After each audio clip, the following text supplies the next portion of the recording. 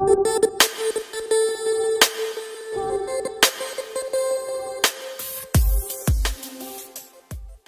Ji, thank you so much for coming back. मेरा नाम है सुनील अधिकारी और आप देख रहे हैं अपना favourite channel commerce point.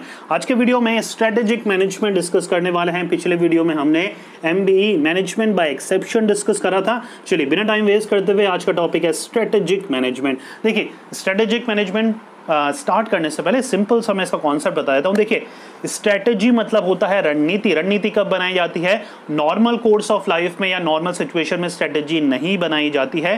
Planning का एडवांस रूप, या जब प्लानिंग को हम एक्शन के रूप में कन्वर्ट कर देते हैं तो हम उसको स्ट्रेटेजी बोलते हैं। राइट, देखिए यहाँ पर क्या है, अगर इंडिया बांग्लादेश, जिम्बाब्वे या किसी लोअर क्लास टीम के साथ खेलती है तो स्ट्रेटेजी बनाने की जरूरत नहीं है, क्योंकि पता है भैया इंडिया एफिशिएंट टीम है, वो वैसे ही उनको मात दे सकते हैं या हरा देगी। लेकिन अगर इंडिया इंग्लैंड के साथ, ऑस्ट्रेलिया के साथ या कोई बड़ी टीम के साथ खेलती है तो वहां पर स्ट्रेटेजी बनाई जाती है। स्ट्रेटेजी मतलब एक ऐसा एक्शन प्लान बनाए जाते हैं जो कि सारे टीम मेंबर्स को अपनाने पड़ेंगे और वो अपने कॉम्पिटिटर्स, अपने दूसरी टीम को बीट करने के लिए बनाई जाती है। सिंपल हो रहा है, क्लियर? अब ऑर्गेनाइजेशन के पॉइंट ऑफ व्यू से पढ़ें। चलिए, strategic management is the managerial process of determining organizational objective, deciding strategies, implementing them to attain sustainable competitive advantage, right? हमेशा स्ट्रेटेजी कब बनाई जाती है? जब हमें अपने कॉम्पिटिटर्स को बीट करना हो सकता है हमारी कंपनी मार्केट में नई नहीं हो, हमारे कॉम्पिटिटर बहुत सारे हो, तो हमें स्ट्रेटेजी बनानी पड़ेगी। स्ट्रेटेजी में क्या हो सकता है? देखिए, मान के चलिए आपकी नई नई कंपनी खोली, आपने कोई भी एक प्रोडक्ट बनाया है और वही प्रोडक्ट मार्केट में बहुत सी और कंपनियां बना रही है, तो आप क्या क्या स्ट्रेटेजी बना सकते हैं बच्चा? स्ट्रेटेजी में हो सकता है आप और कंपनियों से बेटर क्वालिटी दें, हो सकता है और कंपनी से सस्ते दाम में, सस्ती क्वालिटी में आप बेचें, हो सकता है अपनी प्रोडक्ट के साथ आप कुछ और फ्री उनको कस्टमर्स को दें। तो ये सारी क्या है? स्ट्रेटेजी हैं। हो सकता है आप अपने प्रमोशन के टेक्निक्स बहुत इंप्रूव करें, टीवी में भी, सोशल मीडिया में भी अपने ऐड दें आप, तो इससे क्या होगा? आपका प्रोडक्ट जो प्रमोट होगा। तो ये होता है स्ट्रेटेजी।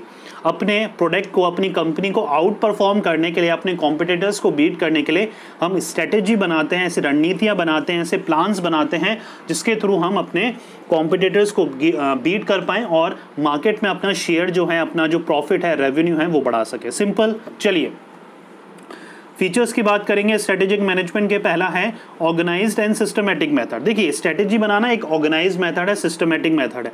ये ना तो इनफॉर्मल मेथड है, ना ही बहुत जल्दीबाजी से बनाया जाता है।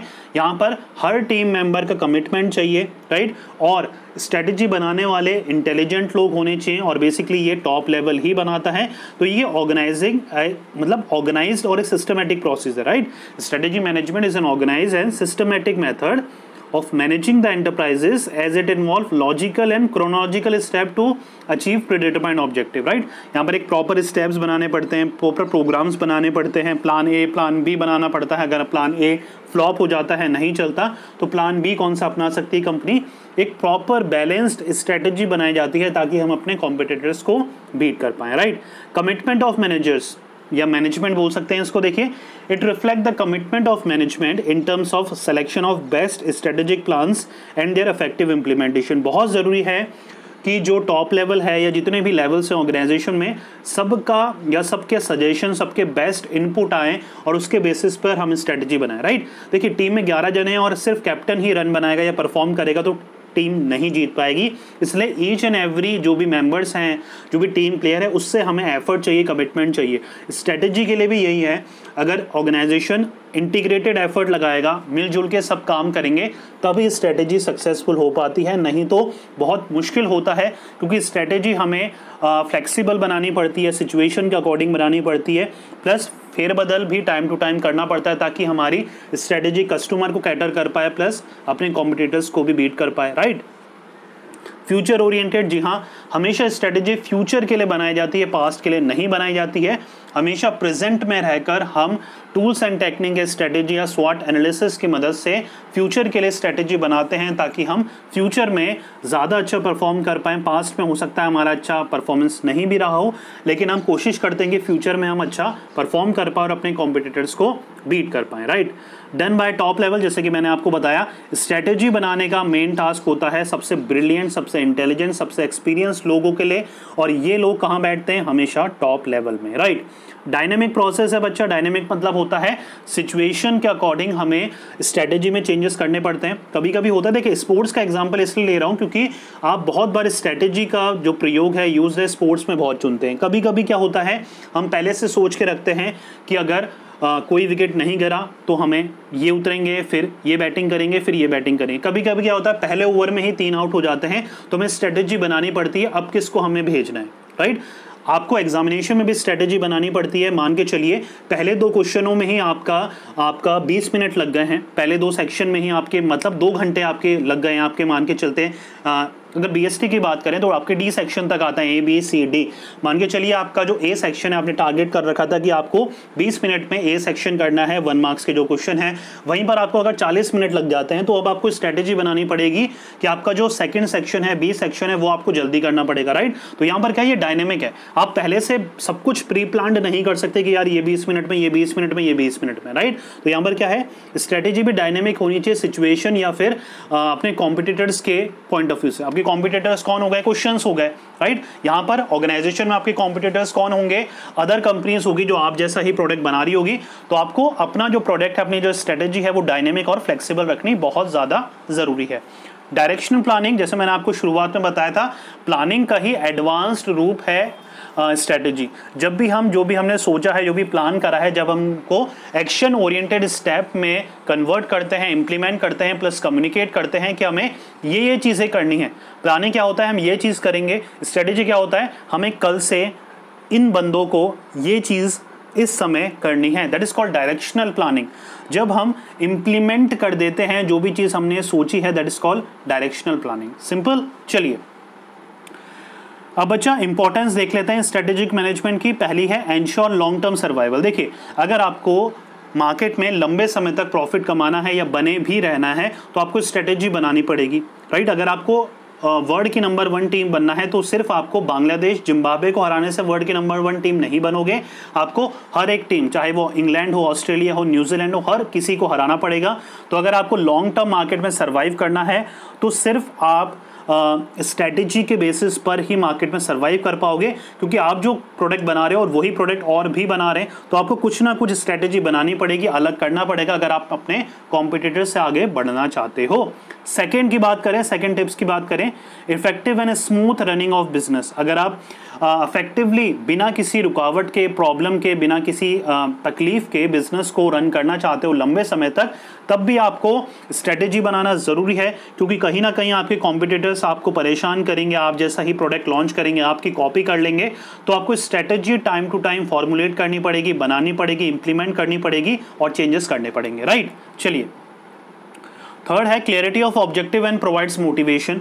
देखिए अगर हम स्ट्रेटेजी बनाते हैं तो हमारे जितनी भी टीम है, जितने भी लेवल्स हैं, सबको क्लियरिटी आती है कि ऑर्गेनाइजेशन हमसे क्या चाहती है। स्ट्रेटेजिक बनाना ये भी मतलब है कि हमने एक्चुअल स्टेप बता दिए हैं वर्कर्स को, एम्प्लॉयज़ को, सबॉर्डिनेट्स को कि हमें एक्चुअल में ये चीज़ करनी है आपको और ये चीज़ हम आपसे एक्सपेक्ट करते हैं।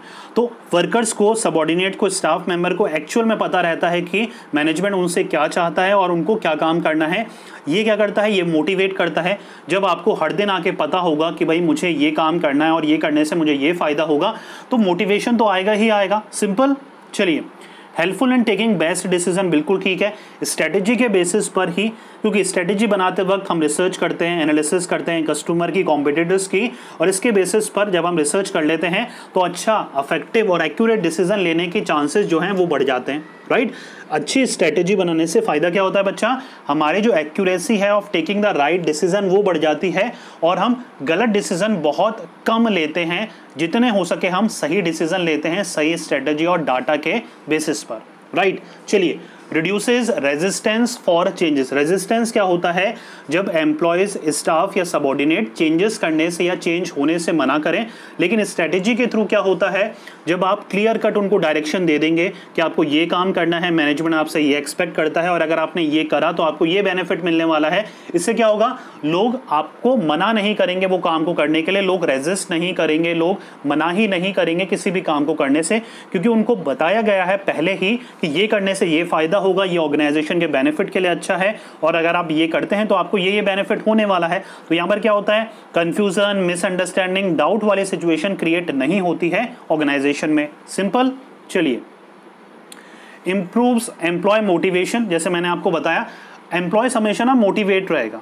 जब आपको बता दिया है, जब आपके पेरेंट्स ने आपको बता दिया बच्चा तुम्हें 90% लाने की जरूरत नहीं है, अगर 80% भी आ जाएगी हम तुम्हें ये चीज़ दिला देंगे, तो ये क्या है, मोटिवेट करेगा नहीं करेगा, आपको बिल्कुल मोटिवेट करेगा। इससे आप दुगनी मेहनत करने लग जाएंगे उस पर्टिकुलर परसेंटेज लाने के लिए। तो ये ऑर्गेनाइजेशन में भी यही है, जब आप क्लियर कट बता देते हैं वर्कर्स को कि हम आपसे ये एक्सपेक्ट करते हैं, आपको ये काम करना है, ये काम करने से आपको ये फायदा होने वाला है, तो डेफिनेटली मोटिवेशन तो मिलने ही वाला है वर्कर को। पूरा बच्चों क्लियर?